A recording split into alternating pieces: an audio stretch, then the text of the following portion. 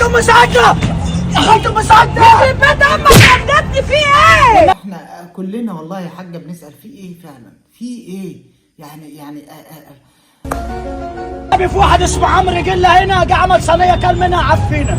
عمرو مين؟ عمرو قله. قله مين وبتاع ايه؟ مين عمرو قله ده؟ ما سمعتش عنه قبل كده. طالما جبت سيره الفنان فاحب اقول لحضرتك انت ما بتاكليش اكل مدفوف فيه. ابقى انت ازاي انت متاخره جدا.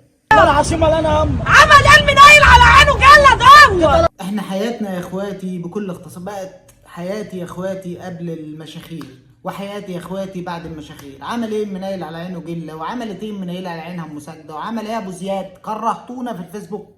طبعا عندنا اكل وقال عليه وحش، حسبنا الله ونعم الوكيل. منه لله بتاع الارزاق. طب فين اسلام؟ ام ساجده معلش ممكن تطي صوتك بجد وهنسمعك والفيديو هيتعمل ممكن حضرتك تهدي شويه؟ ما هو جوز امك فيومي فيها ناقصه. خالته مساعدة عامل ايه يا اسلام؟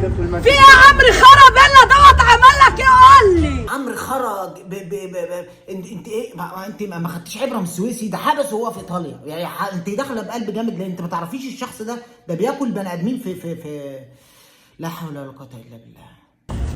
فيلا جه، فيلا حضر، ام ساجده جت عند اسلام الخيمه وتعمل اللي عليها. يا اسلام هو كده هروح اكل يعني كده طبيعي؟ يعني اللي انت بتعمله او اللي انت عملته ده طبيعي؟ انت جبت عمرو تمام وجبت مساعده، انت فاضل ايه تاني عشان تخلينا نستفرغ؟